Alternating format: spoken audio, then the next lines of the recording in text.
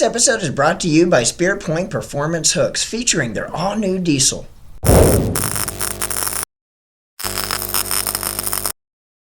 Hey guys, Gino Keyson here. I want to go ahead and show you guys our new diesel hook that we're implementing to where our manufacturers can use this for jigs. As you can see, we took our original V-shaped design and we made it hook to where you can use them in jigs. And this hook is very durable, it's Teflon coated, and you're not going to lose as many fish on jigs. And we can fish this the way we want to, just like our regular Spirit Point hooks. What's up, guys? Welcome back to Deck Talk Podcast. Man, we have got a show for you. We've got a stud coming on. We've been excited to have this guy come on. But guys, if you don't know, I'm Colin Burnett. And I'm Norman Lee. That's right, Colin. We have a heck of a show lined up for tonight, and we're really excited about this show. Man, the cut we have on tonight, I have known this, of course, growing up in South Florida. I've known this guy for a long time. He's actually kicked my butt on the water more times than you want to shake a stick at. But anyway, we're going to go right into it. We're going to introduce this cool cat. All right, you ready for this, guys? He has 3 wins on tour, 19 top 10s, is a 4-time Forest Wood Cup qualifier, a Bassmaster Classic qualifier, and one of the most deadliest anglers on tour with a flipping stick in his hand, the man known only as B-Mac, Brandon McMillan. Oh, That's man. it. What's going Heck on? yeah, man. Thanks for coming on here, brother. Yeah, thanks for having me. It's been a long time coming. It finally the schedule's lined up and we can do it. And I'm thank you guys for having me. Awesome. Yeah, we've been working on this episode for quite some time, haven't we, Brandon? Yeah. Yeah. We'll start calling you Since March, wasn't it? Yeah, right. It seems like. So how's life been going for y'all, or for you, Brandon? Good, man. Good. It's exciting. We're just about ready to kick off the season. Looking forward to it. So I'm ready. My new boat's in. Going to get wrapped next week.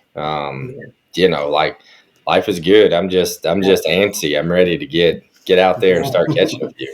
Awesome. So what kind of boat are you using? So this year I'm running a Bass Cat Puma STX. I ran it last year. I've been with Bass Cat for several years now. I love it. This is I got it all tricked out. Got me a couple forward facing sonar transducers, the whole works. But dude, it's just I absolutely love this boat here. I was happy with my old ones, but man, the last 2 years I've ran this Puma, and it's big, it's wide, it's fast, and it holds a lot of gas. Like pretty much all you can ask for. And some of the bodies of water that you guys go to, you really need something that actually has good gas mileage and holds a bunch of petrol in the tank. Yes, I mean this one here holds 60 gallons, and as soon as I got my new boat last year and got the Puma and stuff, and I'd been running like 40, you could put 48, 49 gallons in the Cougars and stuff that I'd run in the past. And I'm like, there's no way I'm going to put 60 gallons of gas in this thing ever. Man, I wouldn't go back to a smaller gas tank. And it's not really that you need it for your everyday tournaments by any means, but it's so nice to, you stay in 30 minutes from a gas station, fill it up, you can fish 2 days, 3 days on it. You know what I'm saying? You don't have to, you fish from daylight to dark. You don't have to come in and be like, oh, I got to get up early and go get fuel, or I got to, let me go catch the gas station before it closes. Right. And man, 60 gallons is the way to go. I mean, it is. What series are you doing? Are you doing the Opens again next year? I'm going to do all 9 Opens again. I'm kind of on that track. I just, I really want to qualify for the elites again. So I didn't have a good year last year, on the Opens. Like it wasn't, I mean, to be truthful with you, I thought I could roll in there and have it kind of made easy. You know what I mean? But that was anything but the case, dude. Them boys are good. Them boys are good. The 9 guys that qualified, they they're good. You know what I Yeah. mean? The 9 guys that qualified, they definitely deserved it, and No doubt. that's the thing too about the opens is, I mean, they're pretty much top notch anglers from the top of the field all the way down to the very bottom. Every one of them can catch them. Yeah, yeah, it is, and then you deal with such a larger field, which took me a little to get used to. But yeah, dude, they can flat catch them. Yeah, There's no doubt. Like there's really no bad days. You know what I mean? Like there's no like you really can't have a bad day, and that that's going to be kind of the end goal is to make the elites, right? Be one of Right. the top 9 at the end of the year. We yeah, start the year here at Okeechobee in 3 or 4 weeks, and yeah, normally it was an easy decision. What I was going to do, I go and try to win it. Every single time, no questions asked. Since I was, this tall, that was my motto.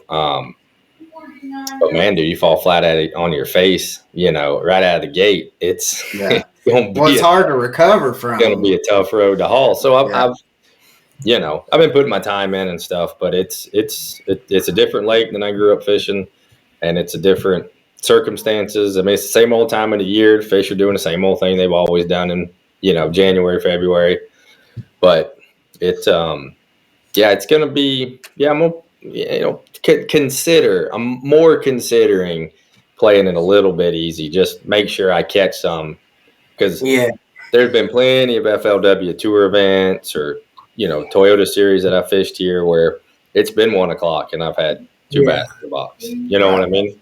That I just can't. I can't weigh into here come February. Have you spent I know, I mean, Okeechobee being your home lake and such a hammer on Okeechobee, but once the season starts, you're pretty much on the road nonstop. You might, if they actually have an event on Okeechobee, hit it once. But do you get a lot of chance or some time to actually just fish Okeechobee to keep up on what's going on with the lake, or once the season starts, or even in your off season, do you get a chance to spend any time on it? So to be truthful, man, to be honest with you, last year I sold my boat to a good friend of mine with 211 hours. And I spent 3 days on Okeechobee. Wow.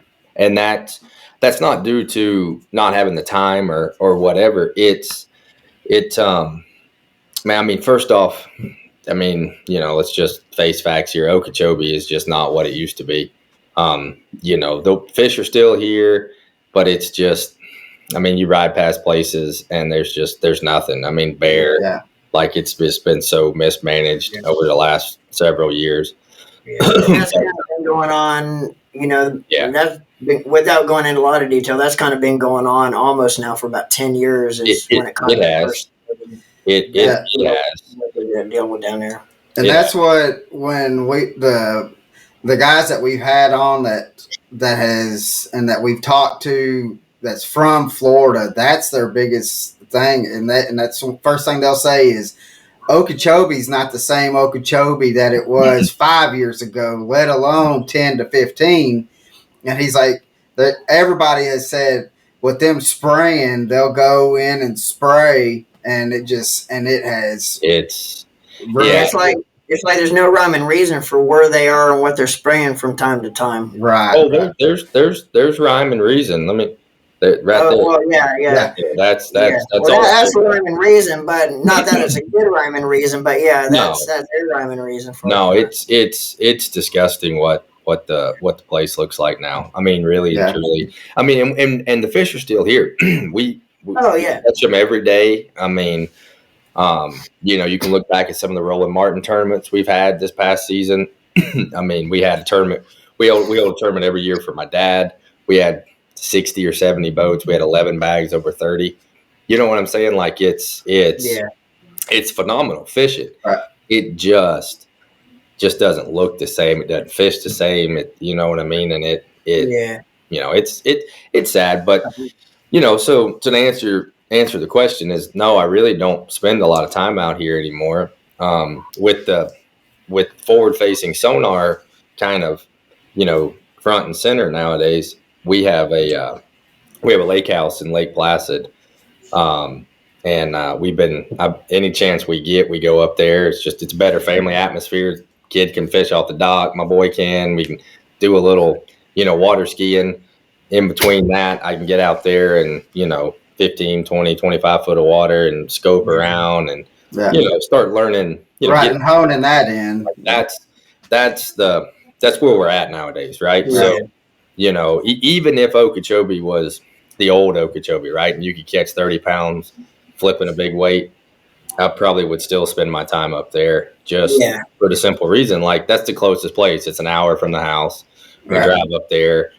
It's just a nice, like I said, nice family place. You can go out to dinner, the whole 9 yards, and just spend some time doing some different things, because that was the biggest eye-opening thing on the opens this year, is that I saw it in the invitationals, where the forward-facing sonar was going, right, and I kind of didn't have a good year. My last year there wasn't terrible, but it wasn't great by any means.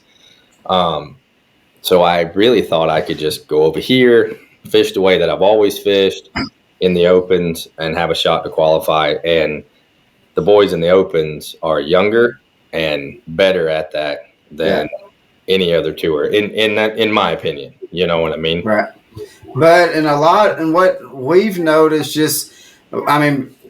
we're not in the fishing industry like how you are, but we're in the fishing industry, but we still have that outside persona to watching things. But what we've noticed is, like, these kids that's coming up through the high school collegiate rankings and stuff, they're so dialed in on these electronics right now that they're leaps and bounds of people that are our age, that's trying. We fought trying to get, not putting that forward facing sonar on the boat. Mm-hmm. And now when we're already way behind what they are. So now when you go to compete against them, and especially when you're fishing a deep water lake where you could use the forward facing sonar, they are just kicking some tail. They are. I mean, that's the thing, and you can, they're catching them with it on lakes that you wouldn't, expect to be catching on. I did not think Okeechobee Elite Series was going to be one on it, and it was one on it. Yeah, I was about to say Tyler Rivette done that here. I mean, that's the thing. That's crazy to me to think that Okeechobee was one with using the electronics, basically. Yeah, really. It's I tell you one thing though, it has improved my snook fishing game. It's if you can see a crappie that's the size of a pin drop on it, you know what I mean? You can definitely see a 35-inch snook, and they are just mean and aggressive and ready to eat whatever comes in front of them. And so if I'm not at Placid, I'm doing that a good bit, and just trying to get better with that. That's really it. Like, I mean, honestly, I'm a little rusty on flipping a big weight. Like, I can feel it in my elbow now, from spending some time on Okeechobee recently. But I've just spent all off season trying to really, sharpen my game as far as that goes. I took my new boat and had it rigged, drove 6 hours, Panama City basically, and dropped it off with the boys at North Florida Sonar, and they gutted it, rigged it all up, decked it out, got it dialed in. Then they showed me how to use it, which was nice of them, Very helpful. It's I don't know if I'll catch them this year or not, but it won't be for the lack. I'll at least look like a bass fisherman now. And that's all that matters, right? That's right. Yeah, absolutely. You pull up the gas pump, they'll be like, "Oh, you must be awesome. You have 7 graphs on your boat." And I'm like, "Yep, that's me." Mm-hmm. I'm in 190th after day one, buddy. Well, right. I just want to make a check. That's all I'm doing. That's it. Now, you was talking about you have a couple forward-facing sonars. Yep. We had Roland and Jerry Brusso on, And Jerry was telling us that these guys were putting the one of the forward facing sonars on the lower unit. Mm-hmm. Is that something that? Yeah, for when he's idling around. Right. Is that something that you have? Because that was the first time we ever heard anybody doing that. No, I mean that's on my boat. No, and I've talked to a few guys that have done that. Like I really did my homework this off season. You know, my boat came in, excuse me, early in the year. It come in like September, so we weren't even done with the 2023 season, and my new boat was here, and I took it straight up there, and I told them, you know, just get me right. What you think I need? And I talked to a bunch of guys. A lot of them really didn't use it. You know, the story I got from some of the guys that had it, they had it because a lot of the Japanese guys had it. Yeah. And they had it because allegedly, this is just a story I was told, that where they grew up in Japan, a lot of the bottom was just featureless bottom, and they didn't understand what side imaging looked like. Right. What this was and that was and all that, but they had forward facing sonar. They were obviously really good with it. So if they put it on the back of their boat, they could identify things faster. Like it translated quicker for them. That makes sense. Yeah. I don't know how true that is, but you know, it makes sense to, you know, this country boy here. So I figured, you know, I used to room with Randy Haynes. You know, so as far as at least for an Okeechobee guy, I feel pretty confident on my side imaging stuff. I've spent a lot of time in the boat with him, fishing offshore on Tennessee River and stuff. So yeah, I didn't think I needed to do that. Yeah, I mean, because Norman and I were talking about it, and I was like, to me, that's a little, I mean, I understand the purpose of it. I understand. I mean, but to me, I was like, I'm not out there trying to make $100,000 on a paycheck either, but, and I know when you're in that field and stuff, that, I mean, you do things that a lot like us, we're just out there going out filming for YouTube channels and other stuff that, I mean, it just didn't, to me, I was like, that's just, to me, I thought it was overkill, but because I think, what was it? Taku has like 8 or 9 units on his boat, and I was like, "God, his whole front end just looks like a nothing but TV screen." Yeah. It's pretty impressive though to watch that stuff. But what is the biggest difference that you've realized, like being over at the FLW to MLF and then back at Bass? What is there much of a difference? You did say that the open guys, the younger guys, you think are more prepared, I guess is the word for it. Yeah, I don't know if they're more prepared. They're just, you know, they grew up in a different era than what I did, right? So they're I mean, my 5-year-old can operate a computer better than I can. You know, so you know, the guys that are out there, the younger guys, I mean, you know, and they put their time in. I mean, they go from one event to the next. I mean, you know, and that's not knocking them. I mean, when I first started, there was a lot of tour guys that did that. You know, went from one venue to the next till they went off limits, and then come back to the previous lake they were just left and fished the tour event there, and then so on and so forth. They did that all the way from January till August. Right. You know, so it, you know, I just, the biggest difference is, you know, man, I loved fishing FLW. Like I really did. I loved it. You know, I was, you know, it was just a different atmosphere. You know, bass is great. I mean, I got no complaints. I haven't fished very much with them. To be honest with you, it, you know, but what last year was great. No issues.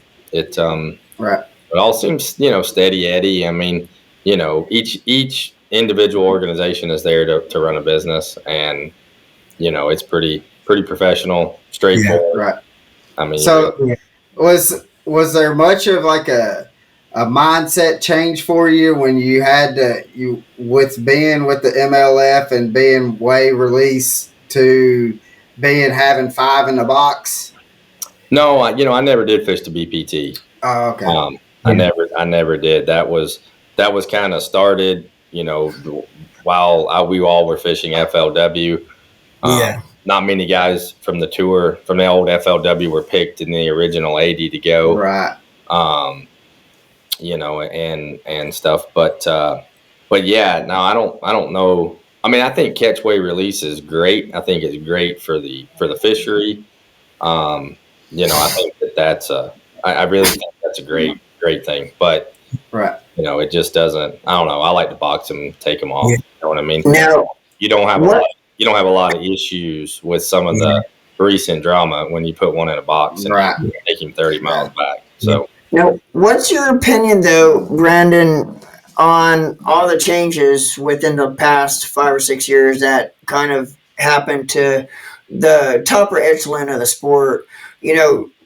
Originally there was two main tours, was the FLW and the BASS, and basically two different series, and the FLW was considered the top level, as top level as the Bassmasters, only a different series. Sure. And then they had to split. And there was only 80 invited to MLF. Well, what used to be the tour, which was the top echelon of that series, like you fished, all of a sudden that became the Tackle Warehouse series, and it wasn't talked about near as much as the top, because the BPT was basically where the tour, the FLW tour, was. So a lot of those changes kind of happened, and a lot of top anglers on the tour, and it's the same thing that's going on now with the changes that's going on with MLF. There's a lot of guys that's fishing MLF that got pulled over, and they were offered all these things to come join them. Now they're kind of getting screwed about it. Kind of. Not kinda. Not kinda. I'm just trying to word my words really nice, politically correct. Yeah. But yeah, I mean, I know you must have some kind of opinion. I don't know how much you want to elaborate on it that you can say. But And if you don't want to, you can just say I would prefer. coming from somebody that actually fished the top level on FLW and seen firsthand what's kind of going on with the two Yeah. series. Yeah, I mean, it man, to be honest with you, I mean, I don't know. I guess the moral of the story is that the grass isn't always greener. You know what I mean? Yeah. And some guys are seeing that, and they're going here and then going back and stuff like that. It's ultimately, man, you have two organizations. They're both run a little bit differently. They're both great. You know what I mean? They both have great anglers in them with the elites and the BPT. To me, I don't see a giant difference in the two. I think that it's just a preference thing. I mean, Yeah. Listen, I don't know how many, I don't know how many times I was asked this year, like, man, you made the elites, huh? And turned it down. And I'm like, yeah, I sure did. And then I had to go, give them the spiel and stuff like that. And I opted the year that I qualified for the elites. I opted out of it. And then went and fished the tour in 2016. And I mean, truthfully, for me, it was just, it made more sense. I mean, I'd made the classic. Right. So, starting out, I didn't really have any sponsors. I didn't really have a lot of history to go off of. I didn't have a lot of contacts in the industry. So for me, it was just a pure, simple, business decision, right? I could spend $70,000 to go fish the elites. They had, they had 9 tournaments or 11 tournaments back then, whatever it was, in expenses and travel and all this stuff. But I opted to go fish the tour, and it was pretty much all expense paid. Had a little bit of sponsor, pretty decent sponsorship deal for making the classic. We had a tournament on Okeechobee, the first tournament of the year. So all that, and then I made the classic, so it was guaranteed 10 grand. And like I said, we started on Okeechobee, so unless I, broke down, I should be able to make 10 grand here. So, back then entry fees were like 24,000. So when you're starting out and you got 35 grand already, pretty much you can bank on it. It was pretty simple. I'd go fish for free, or I could risk losing everything. And, but I tell that story to bring it back into focus. Like you asked me what my opinion was. My opinion in the whole thing is that no matter what would have happened, had I taken my elite invitation, fished 2 years and washed out, I'm right back here fishing the opens. Right. Had I taken my elite invitation, went and, kicked butt and had some good years, because, I fished pretty strong my first couple of years on tour. I may have gotten one of the 80 spots at the BPT. And then after seeing it all shape out, I'm circling right back to fishing the opens again, here today. Right. So it doesn't, to me, it's just a preference, right? If you, if you buy into that, it's no different than, being a Democrat or Republican, right? I mean, somebody thinks you're right, somebody thinks you're wrong. Makes no difference at the end of the day. Yeah. Your vote doesn't really matter. It doesn't change the out. You know what I mean? Like it's the same thing in my opinion. And I got a lot of friends that fish the BPT and still fish the invitationals. I mean, my brother would have fished the invitationals this year. He's expecting their first child here at the end of January. So, priorities just didn't line up. He's young. He'll be back. It's not a big deal. So, just kind of whichever way you chose to do it. But, for me, I loved fishing FLW. I don't regret, declining my elite invitation. I made some great friends. One of my main reasons to get back, dude, is that I see the guys that I started this journey with back in 2016. They are kicking tail over there. The Johnson brothers, Gussie, the champ. You know what I mean? Like, I mean that, especially when you go to some smallmouth, like factories or whatever. Them Johnson boys they'll just kick your face in and take your money and just laugh at you. Oh yeah. That was the biggest challenge. So after the shakeup happened in 18 or 9, whenever it was, right? So Corey and Chris and Gussie, I mean, we all roomed together, right? And so when they left, it was, no big deal. Jared was there, booked some houses, go. I got to the first tournament, and I didn't know how to tie an FG knot. So for my first 3-4 years on tour, I had multiple spinning rod setups, and then every Wednesday I'd give them to Gussie, and Gussie would tie my stuff up. It's this way, when I broke one off, put it in the box, get me another one, and go on back to it. And so 3-4 years into my professional career, I still didn't know how to tie braid to Florida. So that's just a funny story. I like that. But no, they're great. They're great. They're great smallmouth fishermen. They're great largemouth fishermen, dude. They're good dudes, and hopefully with a little bit of luck, maybe we can room together and and hopefully here pretty soon, when we go do the media and stuff for the classic, that we're going to be able to interview you there at the media day. So that would be pretty cool. The classic is special. What I mean? Like it's cool. I want to make it back. For sure. Like, I mean, I want to do that probably more than make the Elite Series, and I really want to do both. It's just a great time. It's a great opportunity, and I really think you gotta make a couple. It's like making the Forest Wood Cup, right? Like the first cup I made, it it was just like, oh, okay, dude, you can kind of breathe, you can kind of take it a little easy, and then and then you look across. That was the last cup that Denny Brower ever made.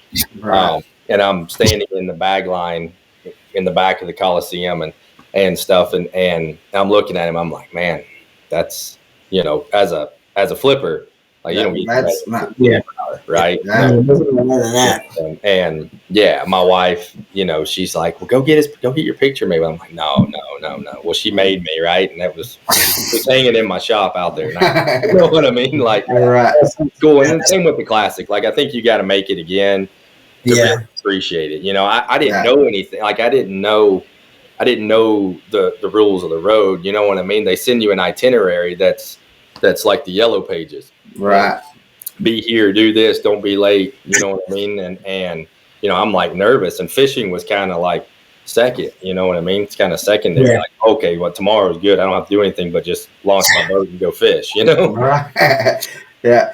Now, but I mean, being on that stage, I mean, I can understand, like when you said you got to make it that second time to really kind of like appreciate it, because I've gone to two classics, and just being on the outside looking in, it is just so overwhelming, the energy that's going on into it. I can imagine having your boat pulled into the Coliseum and just seeing everybody, seeing the stage, and how overwhelming. And just think, I mean, because I know them guys probably only get about maybe 8 to 10 hours of sleep that whole time, but but I can understand that second time is probably going to mean more than the first time, but because it's so overwhelming. For sure. And I tried to everything that we were able to do, I tried to do. You know what I mean? Right. From hospital visits to this media event to that media event. You know what I mean? Like, I just thought that was kind of the deal. And next, I mean, if I'm lucky enough to make one again, I'm locking myself in a closet and strictly business. You know what I mean? Right. We know somebody that locked themselves in a bar. he on the last day, I mean, we're not going to say any names, but I think you might be able to understand who we're talking about. He showed up at the docks up there in Knoxville, and we were waiting on him to do like a little interview, and he got there, and about 5 minutes later, they called him out. Sadly, about a half a dozen names pop in my head. So,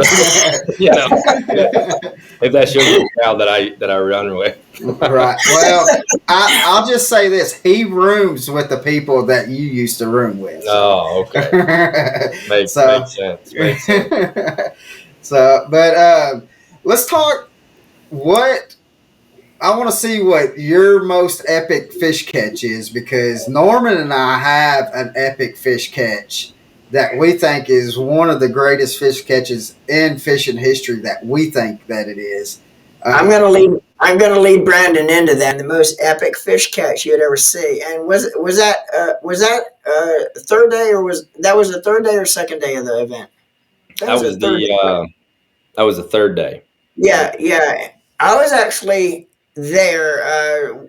At that time, both me and you had a mutual sponsor, and I was actually working, helping them at their booth during the third day because third and fourth day they always have, all the sponsor exhibits and stuff. Right. So I was actually there, and I started hearing some chit chat around. Of course, you didn't have one of the live cameras on, but you had a camera that actually filmed the whole thing. We started hearing a little chit chat around that.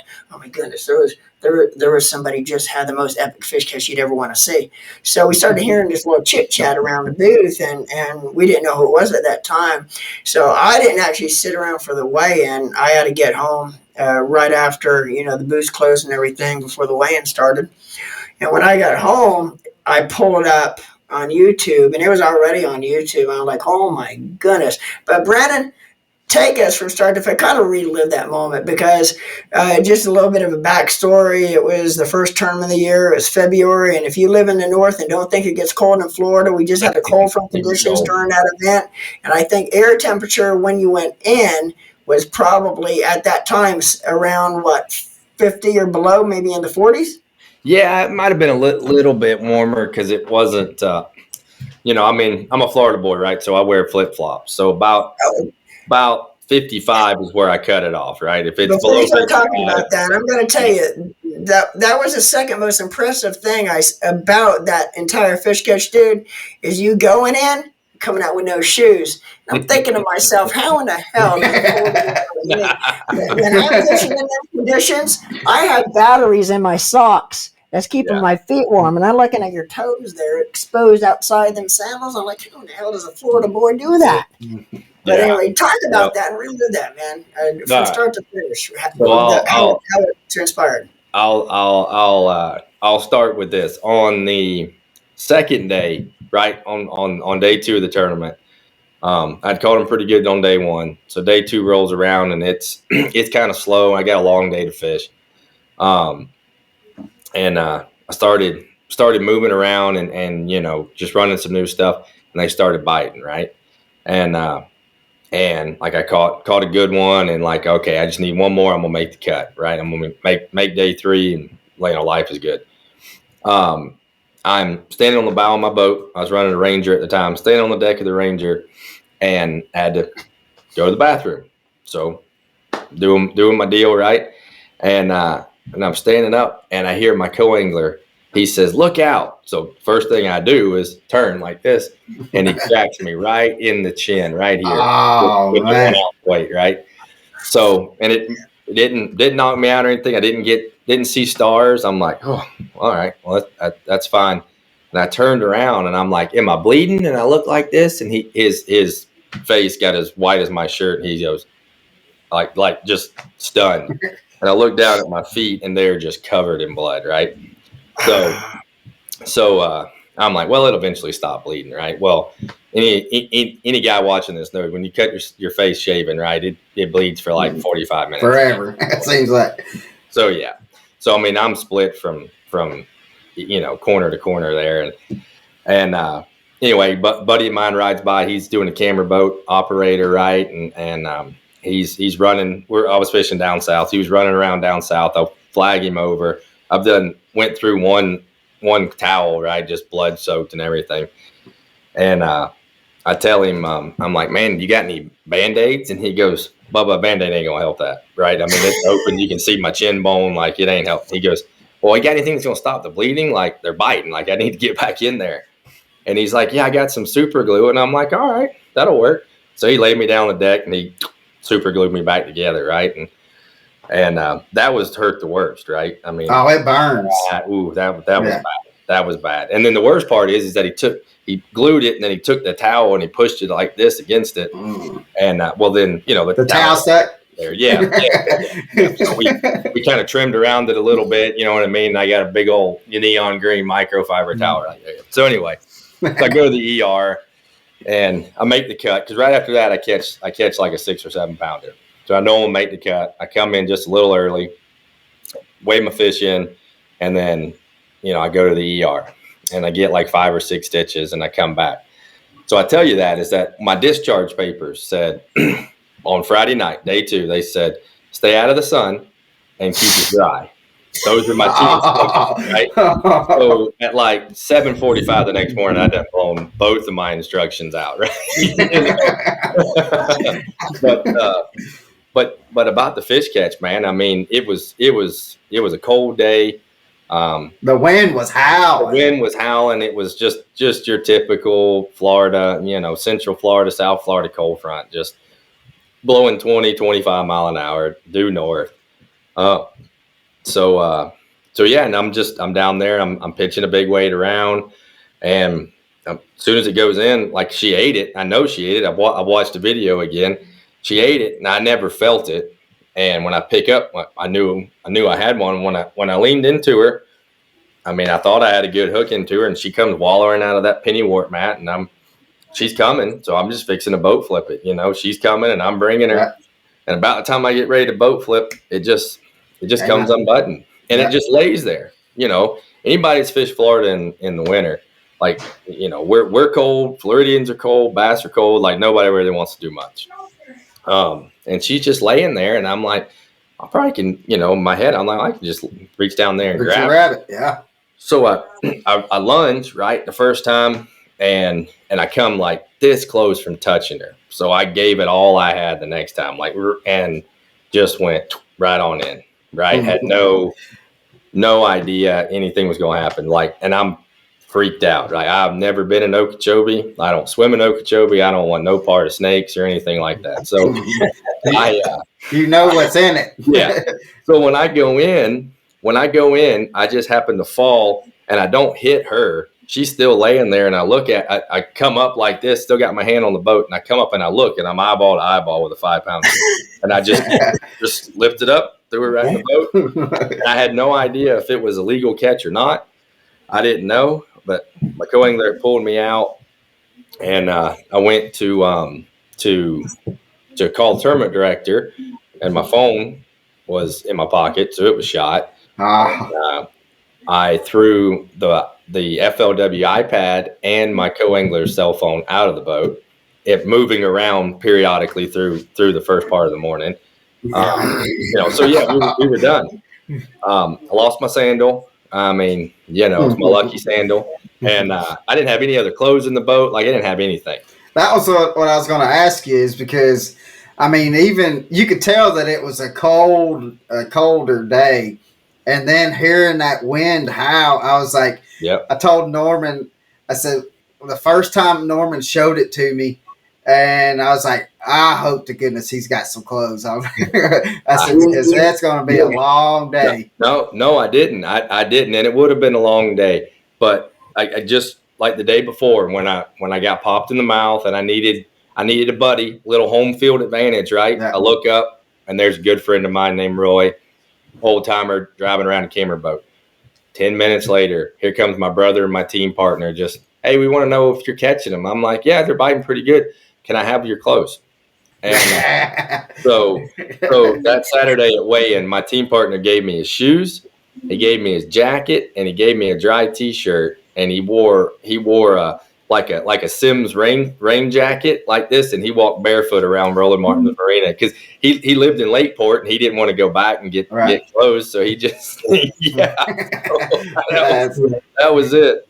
I was talking to somebody like 2 days after that, and they're asking me about that fish catch, and I was actually explaining to them as far as the rule that FLW had at the time, where if you did happen to go out of the boat for any reason, like slip fall, due to anything like that, you could not lose contact with any part of one part of your body had to remain contact. Right, that's and I went frame by frame on a YouTube video with him and explained to him, because he was questioning me about it, just asking me, what the rule was. And just friends talking, and I showed him. I says, when you look at you go over, when your foot left the boat, you have 2 feet sticking straight up in the air, because that's all you could see over the gunwale of the boat for about. But you can see the top of your that left hand. If you notice, your left hand never and I don't know if it was. I told him, I said, you knew what you were doing the whole time throughout the process, and knew you could not lose contact. I kind of told him it was all on you. You knew what you were doing. I don't know if that's true story. Yeah, no. But you got left hand to never lose contact with the gunwale, even when you were up like that. And I told him that is what made that illegal catch, is you still had a part of your body in contact with the boat and never left it, which was your left hand, as you were going over. And in my eyes, that's what made it a legal catch, because that was the rules. Yeah. I think at both top levels was, if you went over, you had to have one part of your body attached to the boat. That's correct. Yeah, when I got in, my marshal and I explained to the tournament director, Bill Taylor, kind of what happened. I said, I'm pretty certain we got it on GoPro if you want to look it over, the whole 9 yards, and that was it, right? And so it was legal fish catch. Everything was fine, per the rules. And And that like fish actually is what put you into day 4 in the top 10 too. Because it was, if you it didn't was, have it that was, fish, it was you one of wouldn't be them top 10. bad days. I mean, if they got rid of the fish or they, or they It made or broke you. something else, then it was fine with me. It wasn't, like I said, I didn't know. It wasn't. My first reaction was just to lip it, right? And I wasn't even sure if that was gonna be legal beagle. You know what I'm saying? Like I didn't really know. But here's the deal: if it's not in the boat, you can't call the tournament director and ask, Right. like, "Hey, what happens if I did this?" Like, you know what I mean? So, Yeah. but but as far as keeping my hand on the boat, just tell you, it was not planned. It was for the sheer fact that I did not want to be in that water, and I wanted out. It's not Okeechobee or a lot of them lakes, whether you're in Nestapoga, Okeechobee. It's not No, about what's in there that you can see. It's about actually what you can't see. Because yeah, it's usually them long lizards that live in Okeechobee. Sometimes you might not see them, but they're below you because them things no, for sure. can stay on the bottom for quite some time. Yeah. For, But for sure. I didn't know though that because I thought you had grabbed it, and as you were grabbing it, that you had fell in. I didn't know that you didn't even have a hold of it until you No. were already in. I was Nope. That's I, crazy. I come up. I still have my hand on the boat, and when I went in, I caught a good piece of the mat, right, and it kind of kept me up too, right, and a Right. little bit. And as I turned around to try to get out of the water, regardless of the fish, and I look, and he's Right from. there. I mean, he's a foot from me, and my hand's already coming up through the mat anyway. And when I just happened to palm him just right like a basketball and just right Right. on the bottom of the boat. Yeah, I couldn't have done it again in a million tries. There's no way. I mean, the fact that I kept my hand on, which made it legal, was just a sheer Yeah. miracle. Yeah. The fact that I was terrified and didn't want to be in the water. Like, I like being on the water. I don't like being Right. Not in the water. surrounded by water. I live in Florida. I love saltwater fishing. I don't like going to the beach. I love going to our lake house in Lake Placid. I don't like getting in the water. I don't really Right. I like driving the boat, listening to the radio, and having a beer and pulling people on the inner tube. Yeah. I'm good with that. I just, and to top the whole story off, right? So I lost one sandal. So the next weekend, you know him, Norman, Tony Bennett, right? Yeah. Tony Bennett, he comes and brings me back my sandal, right? At a local tournament that we were fishing the weekend after, brings it back and tells me that there was about a 4-foot moccasin about that far from him when we found it. So, that's a lot, dude. You fish down here enough, you see. Yeah. You see snakes everywhere, and dude, an alligator. I'd rather arm wrestle an alligator than I would to mess with a snake. And that's anybody that knows me will tell you the same thing. I'm not a fan of those, but So you're saying you're not Shaw Grisby, is what you're saying? no, I'm not. I'm not. I don't know why. I never had a bad experience with a snake. Knock on wood, but we ended up killing one in the yard over the summer, and my boy wanted to touch it, and I'm like, okay, get Gibber. You know what I mean? Like, don't wind up like your dad, terrified of. You know what I'm saying? But know which ones you can touch and which ones you can't. But yeah. So can we expect to see that kind of fish catch coming up this next year? To see you feet up and going? Listen, I'll catch them however we catch them. Right? Right. It doesn't bother me. I mean, I don't mind catching with a spinning rod. I just want to catch them and be competitive. Yeah. But that would not be a legal catch per the bass rules. Yeah. Right. That's because once you leave the boat, I think you have to have like 50% of your body in the boat. Oh, okay. At all times while landing a fish, something like that. Right. Yeah.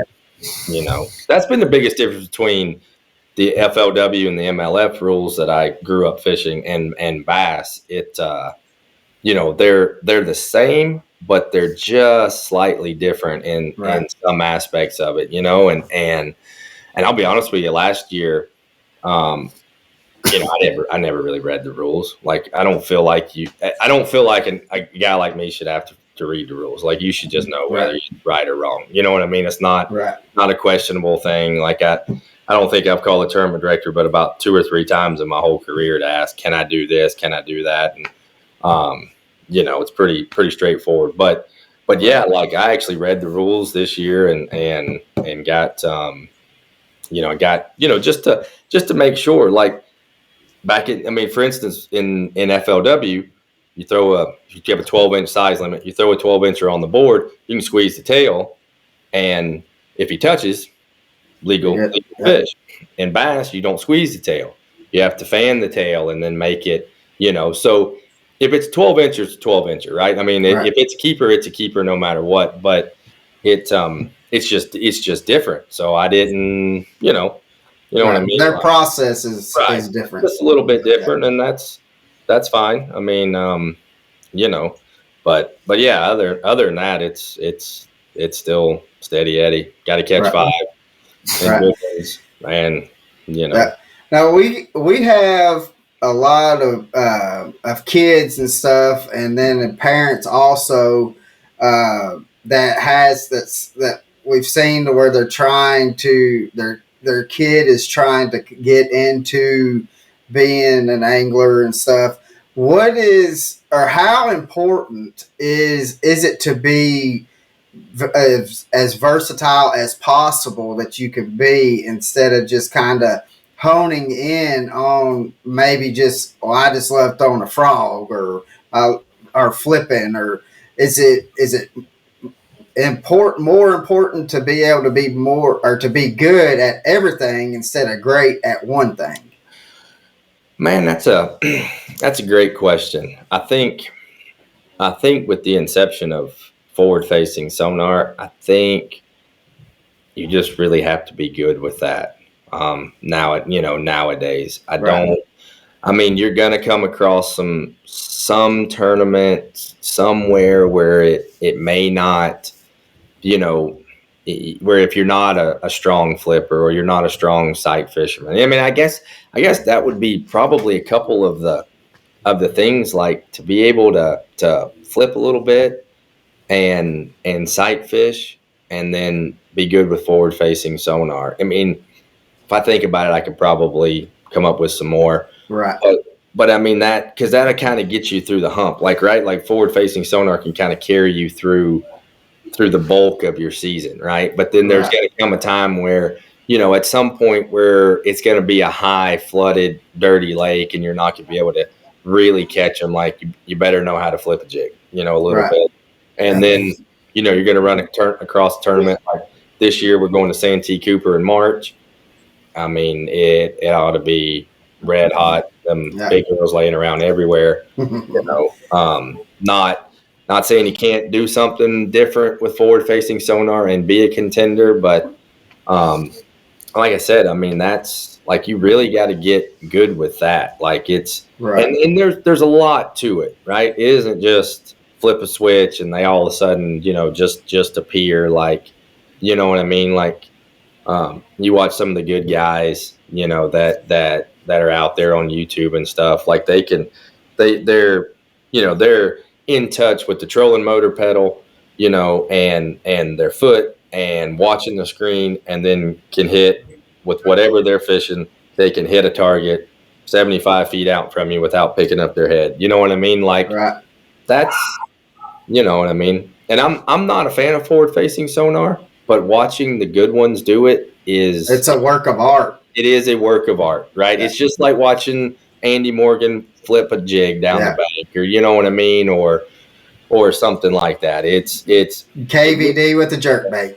Yeah, I mean, it's the same. It's just, it's just a little bit different. And I mean, not the whole spiel about forward facing sonar, whether it should be here or not. I mean, it's here. It's here. Yeah. Better get good with it. If not, you're going to go back to the grocery store and buy groceries. Right. I mean, if you're in my position, if you're not good with it, you're going to be buying groceries. Yeah, we get a lot of people that has commented, or even if they see us out, they'll ask us about forward facing sonar, and our our comeback to that is when side imaging came out, people hated it too. And so I said, we just tell them it's just another technology. It's just part of the boat that's coming with Another it. tool in your box. Yeah. And so, and we tell, like, most people, we feel like that really rag and hate the forward facing sonar is that forward facing sonar is out of their budget. They cannot put it on their boat because it is expensive to have it on your boat. And so they don't have it, and they don't like fishing tournaments that somebody has that on their boat. Yeah, I mean, and I get that aspect of it too, because I mean, let's face it, like it's an expensive sport, like all the way around. Yeah. Like from, a decent rod and reel setup is going to set you back, $400 or $500. Yeah. I mean, line is $20 a spool. Every rod you have has to have $20-$30 worth of line on it.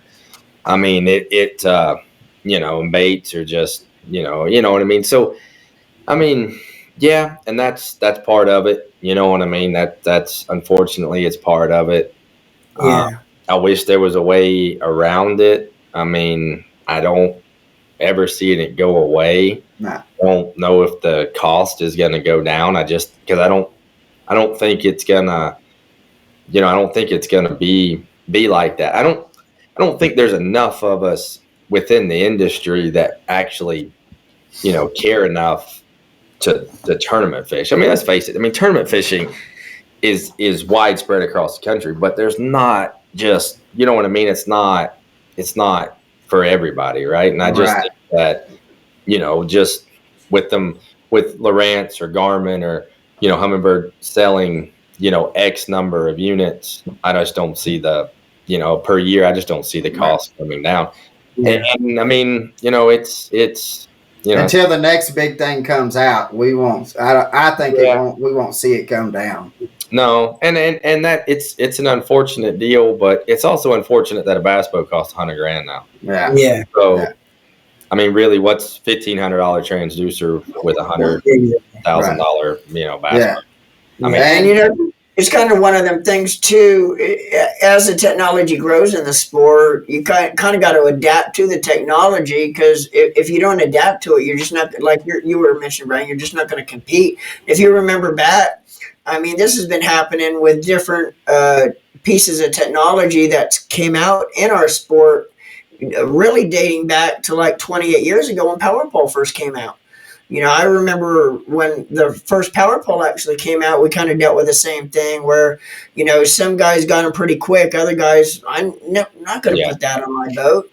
But eventually, you don't see many bass boats driving around now without Power Poles on their boat. So it kind of happened. I mean, it started way back there with technology with the Power Poles, where, you kind of had the same thing with the forward-facing sonar, where there's a lot of naysayers about forward-facing sonar. Well, that's just technology, and technology will catch on after a while. And if you don't adapt to the technology as the sport grows, you're on a tournament-based level, you're just not going to compete.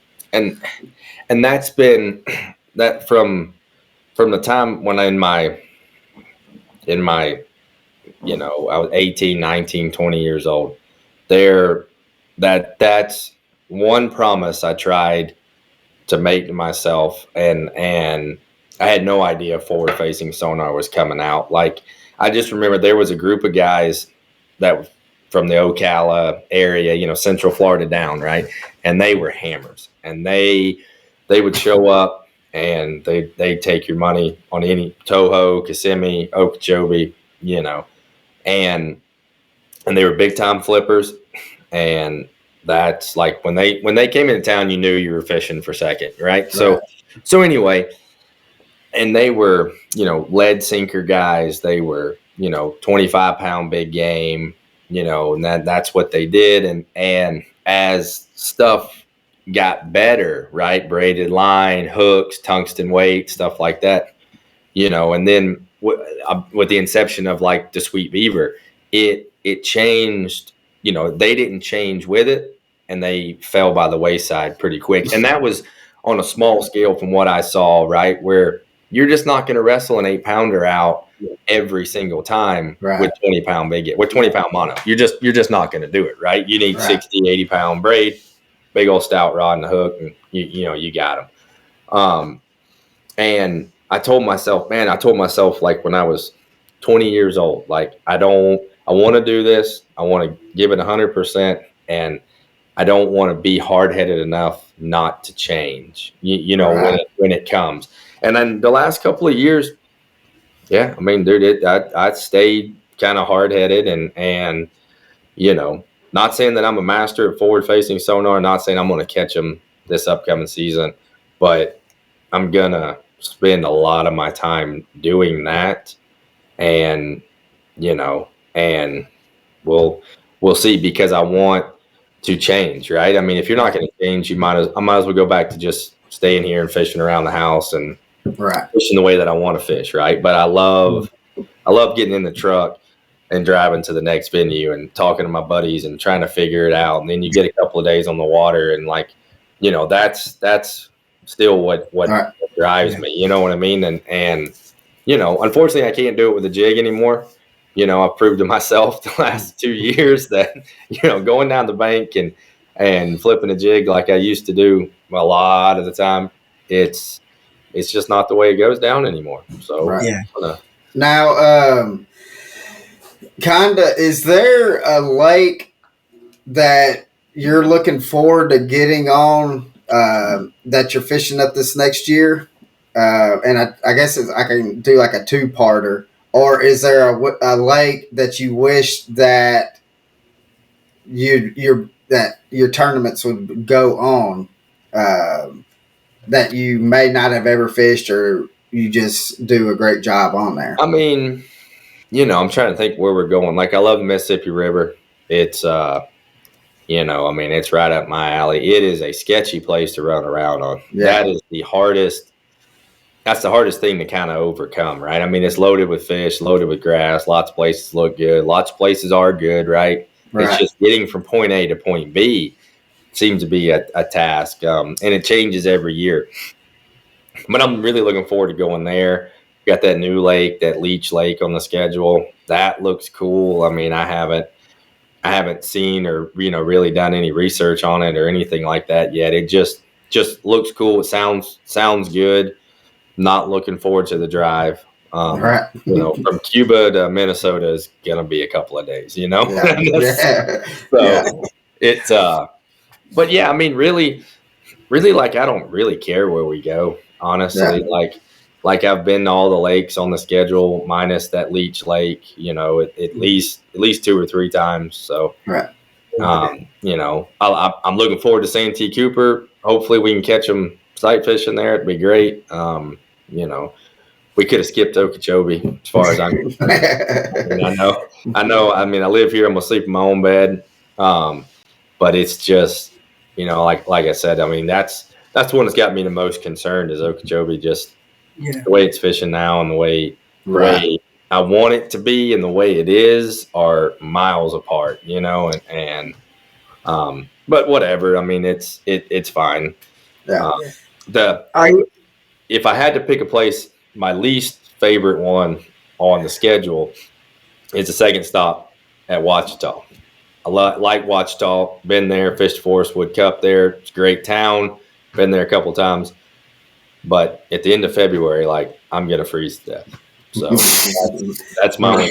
They may be jumping in the boat when we get there, but I'm still going to be cold and miserable. Yeah.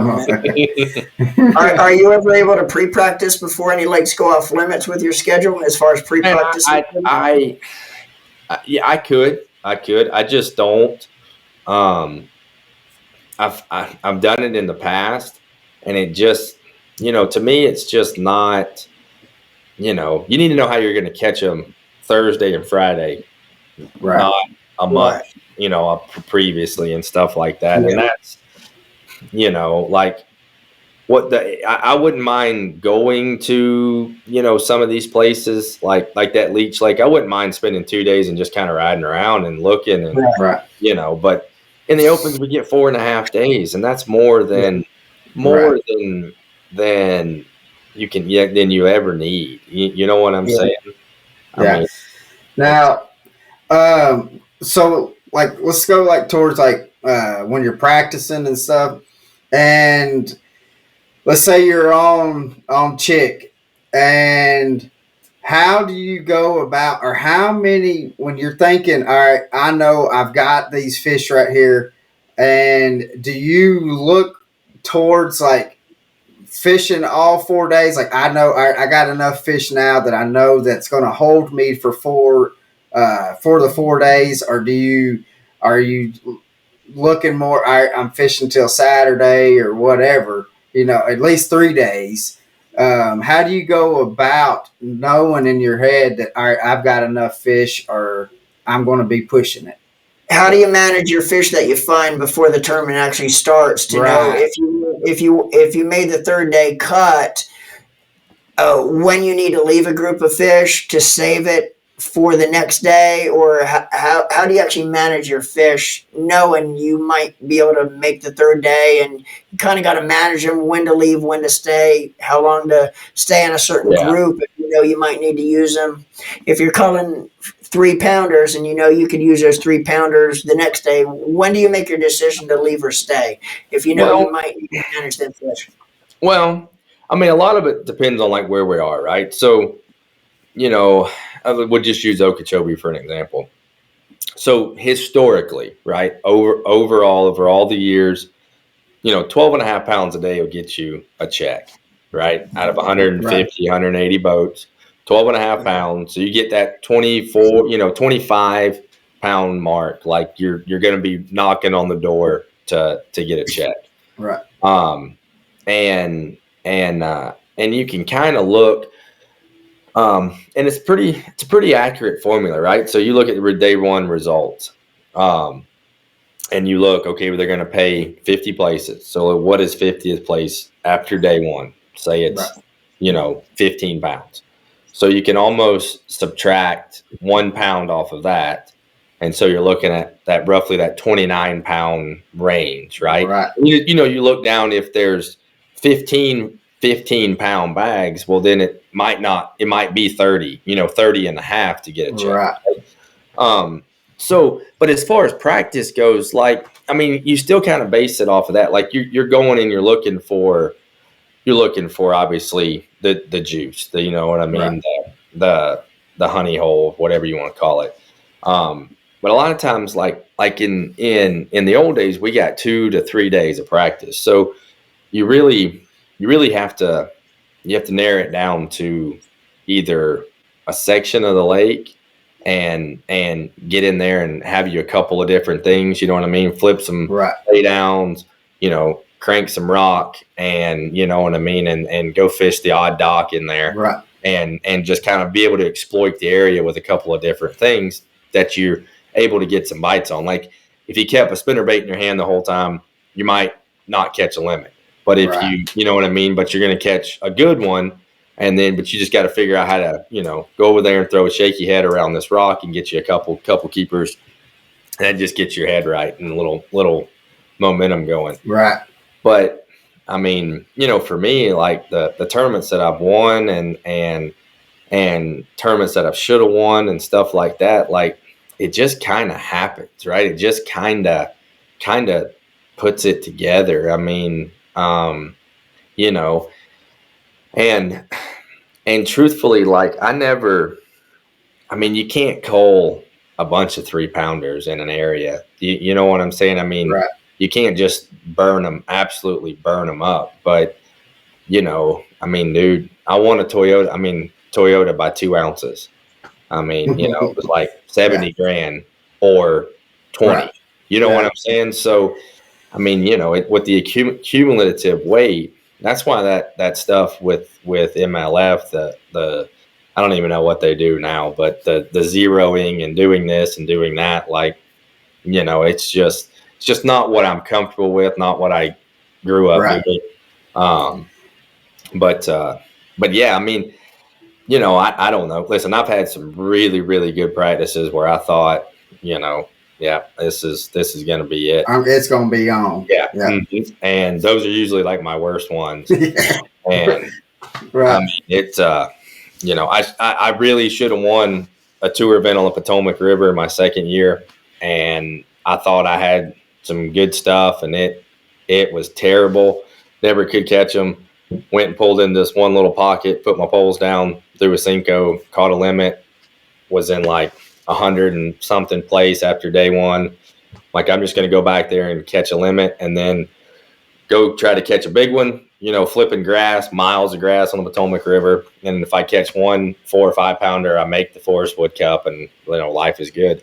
Yeah. And I put my poles down in one spot, and I picked them up. I put them down at like 7 in the morning, picked them up at 4:30 to go to weigh in, and I just sat there and caught them and caught them and caught them. And I definitely didn't manage my fish because I was in 100 and something place after day one. Like, it went from, okay, I made the cup now. Let's see if I can get a check. You know what I mean? Then I got a check, and I'm like, well, I mean, I'm just going to keep catching them. Maybe I can make the cut. And then next thing I know, the next day I'm 2 ounces out of leading it, going into the final day. And I pretty much was out of fish. So, I mean, it's such a hard one to say, like, Yeah, well, what got me thinking about it was when we were at the Classic, and I firmly believe that if the Classic was another day this year, that Gussie would not have won it. I think he would have ran out of fish. Yeah, looking at it, dude, he did run out of them, but but man, he hammered them. Them first 2 days, though. Yeah, he hammered them. And I'm gonna tell you this, dude. I'll tell you this.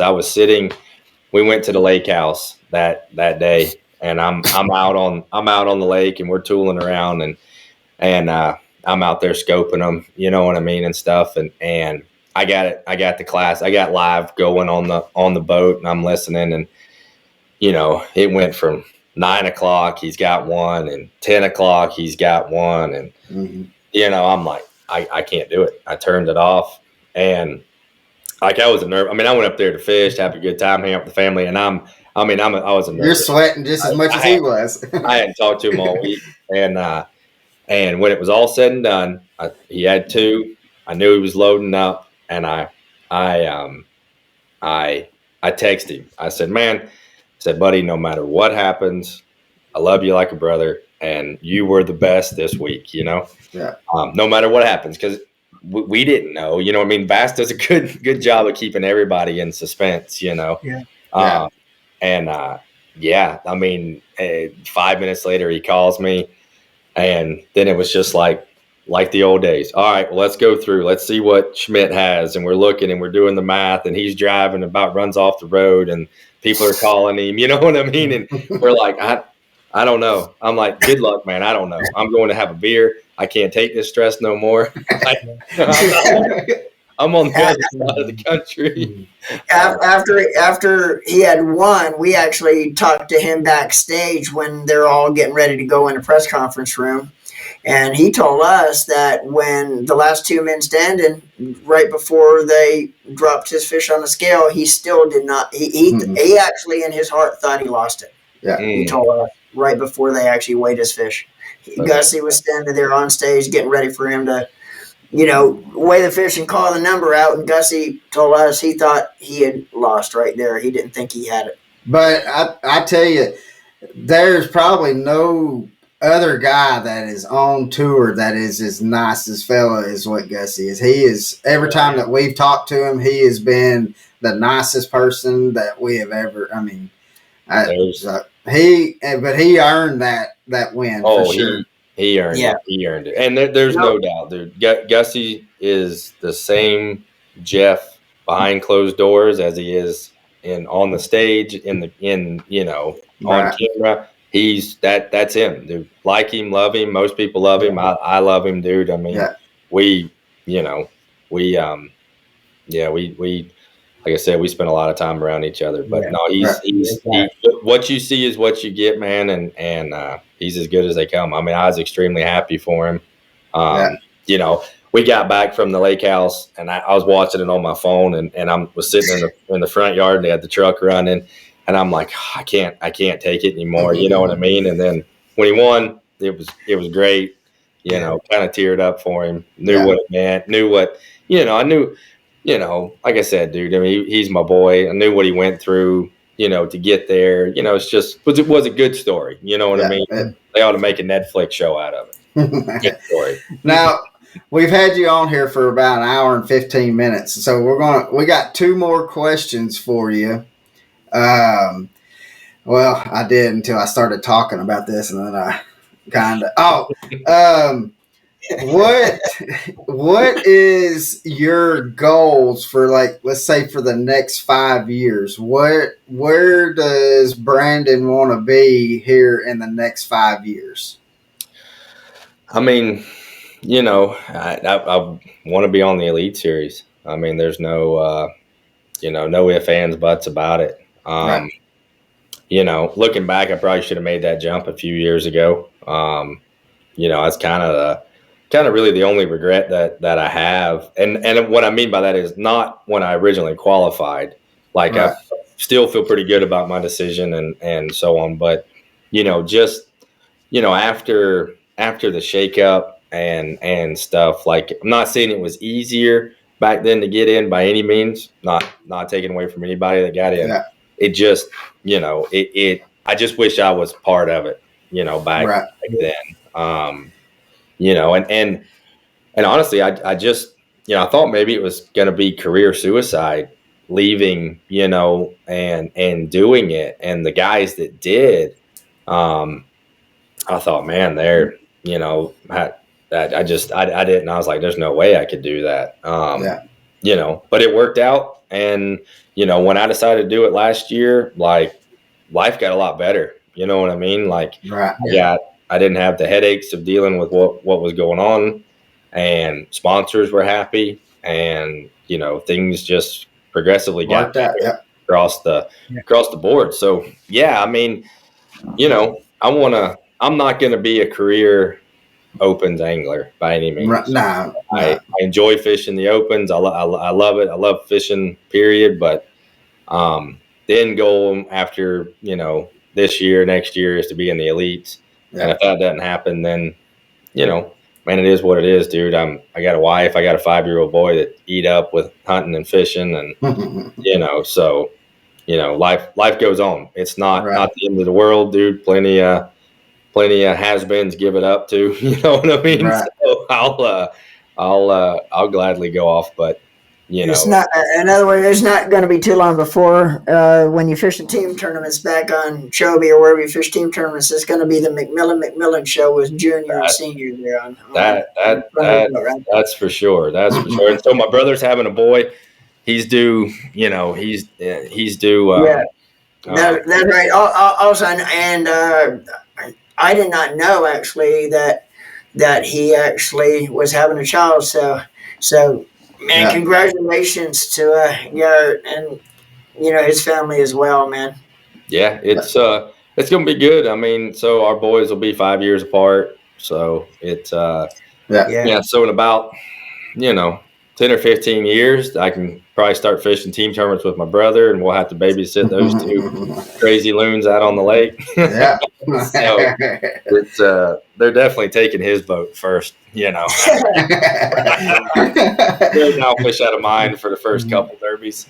But, and I'm sure after the child's born and a couple years goes by, Jared, he's going to be right back in the thick of things, fishing side by side with you again too. Yeah, I mean, he looked and he would have done it this year. It's just, man, everything was stacked right on the due date. You know what I mean? The Toyota to the Open on Okeechobee to the Invitational out at Rayburn, like, it's just back to back to back, and it and there was just no way like that he could do it. And if you don't fish one, you might as well not fish them all. You know what I mean? You're not.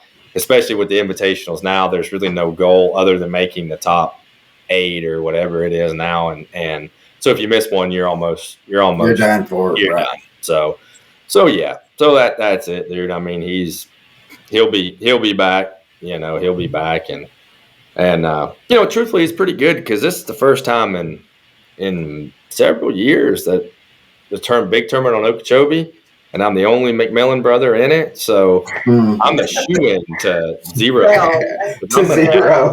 Yeah. well, I mean, I gotta I have a actually vision of liquor where remember. to go and not I know actually, where I'm gonna go or what I'm gonna do.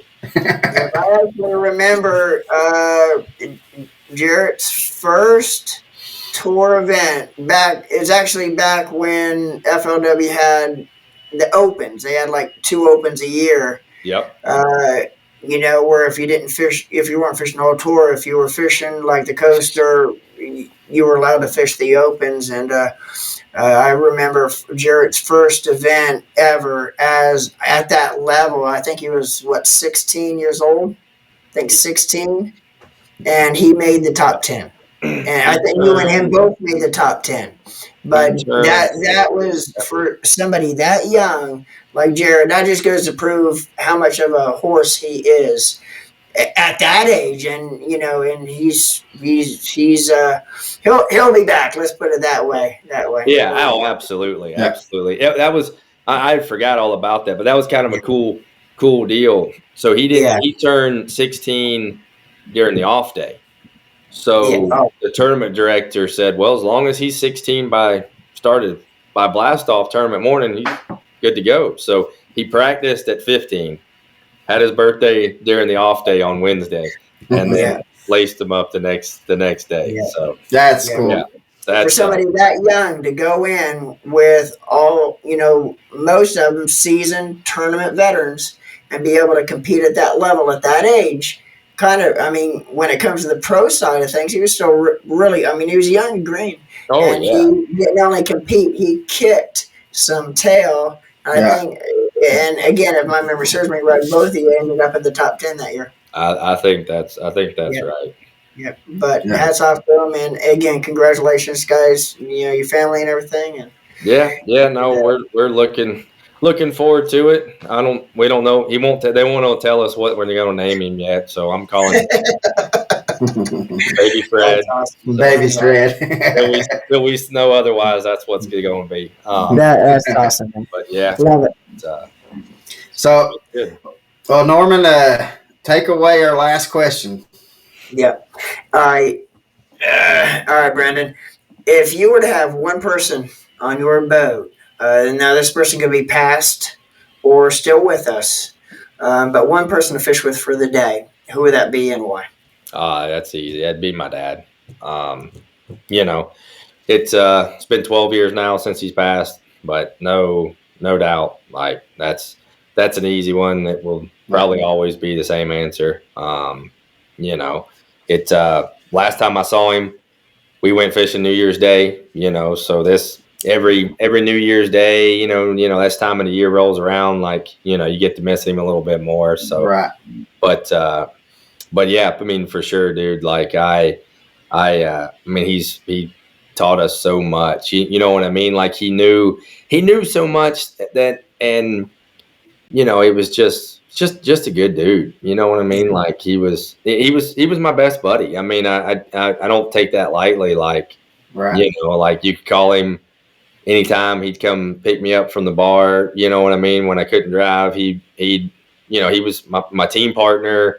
It was like, he was just my buddy. You know what I mean? And my dad and my team partner and, my occasional drinking buddy. You know what I mean? Like it was just, but yeah, I'd like to have him.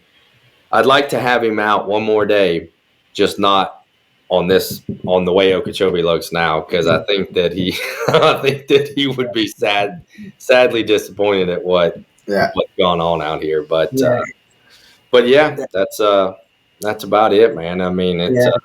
It's good stuff though. And and we asked that question kind of to end each of our podcasts with our guests. That same question, kind of as we lead it into that question, I kind of had a very good idea who your answer was going to be, and just like I have had the honor of being able to meet Jimmy a couple times back in the day, and the greatest guy you'd ever want to meet, sit down, talk to, and for all of our viewers that don't know as well.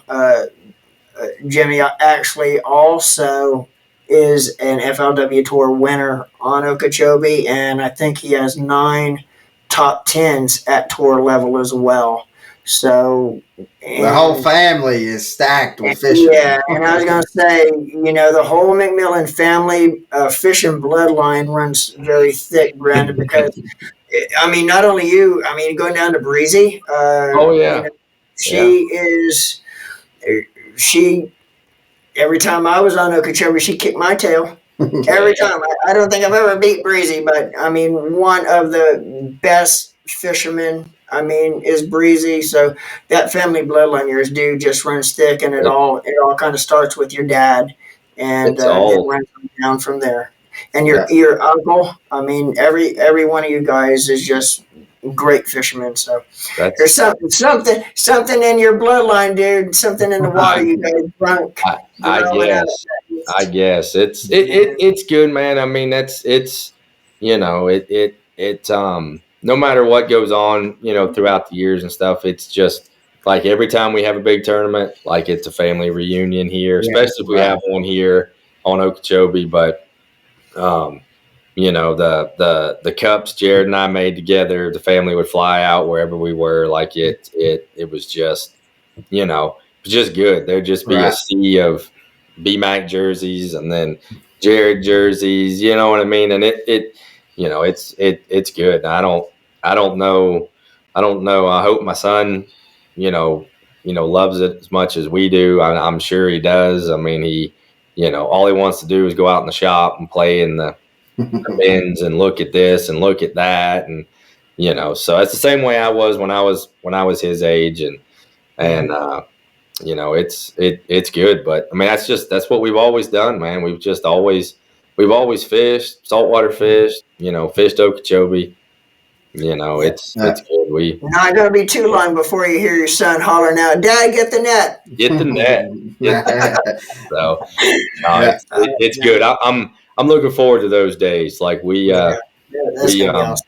yeah, I'm excited to fish like our first good tournament. He's 5. He can already cast a bait caster, so Awesome. it's good stuff. So Yeah. yeah, a lot to be happy about, a lot to look forward to coming up. Right. Now, are you going to go to Oklahoma for the Classic, or? I don't think so. I don't think I have any sponsor obligations out there. So no, unless somebody, Need you to be out there. one of them calls and says we need you, then I'm Yeah. gone. But Yeah. but yeah, it'll be a good one. It's a good place. That's where I made the Classic out there on Grand. I've been there a few times. Yeah. It'll Now, be a good one. and not to keep you any longer because it's almost an hour and a half, but how is Grand going to fish, or is it? Because it is a deeper reservoir, right? Yeah, I mean, it really all depends on, I guess the water clarity. I mean, that seems to be a big factor on them Oklahoma lakes. Um, when I was there, it was dirty and it was cold, and it was dominated by spinner bait, shallow cranking, stuff like that. That's what I was doing.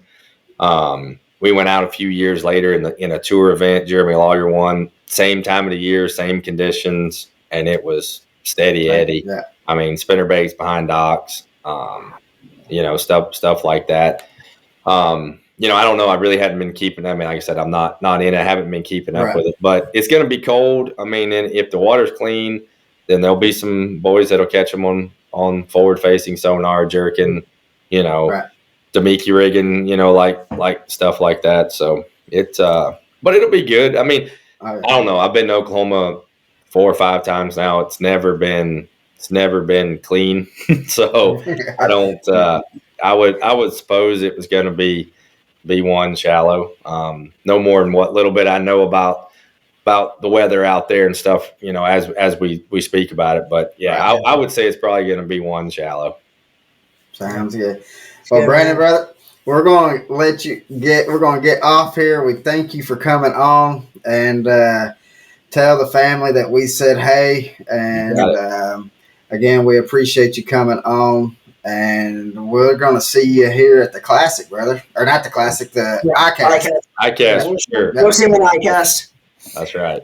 Awesome, Brian. Thanks, brother. Appreciate it, man. Thank y'all. Thanks for having me. No problem, brother. Thank you, sir. See ya. Say it. See you.